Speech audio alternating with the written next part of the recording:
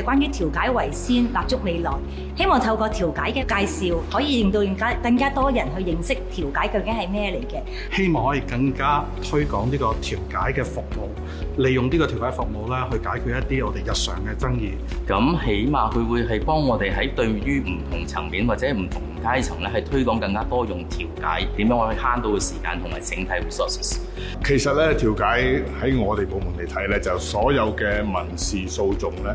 大部分超過80%嘅案件咧，都係其實可以調解嘅，勞工賠償啊、疏忽賠償啊、交通意外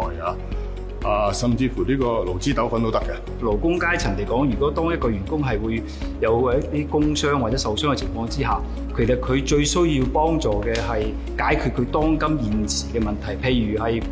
工資發放啦，譬如係醫療保險啊上高嘅嘢啦，咁呢個對於嗰個員工嘅健康為主咧，係一個最大嘅一個保障嚟嘅。咁而通過呢啲調解嘅方案啦嚇，我哋可以好公平咁去處理，亦都有一啲相關嘅保密性。調解其實個基本嘅原則就係我哋互相去包容接受，亦都會理解。咁同時亦都可以睇到咧，其實大家可以透過唔同嘅合作咧，有一個競爭關係，甚至敵對關係咧，都可以因為調解呢種嘅概念咧，係有個更加好嘅發展。因為其實而家好多爭議上面嘅嘢咧，其實都係礙於咧大家嘅立場唔同啦，大家嘅見解唔同啦，價值觀唔同啦。但係可以透過呢個調解嘅活動咧，其實大家可以認清楚咧，最重要咧就係大家可以坦誠咁去溝通，願意去接受同埋聆聽對方嘅意見，從而揾到個大家雙方都願意接受嘅方案。雙方好多時咧，心理上、情緒上咧都會有裨益，亦都可以放低 move on。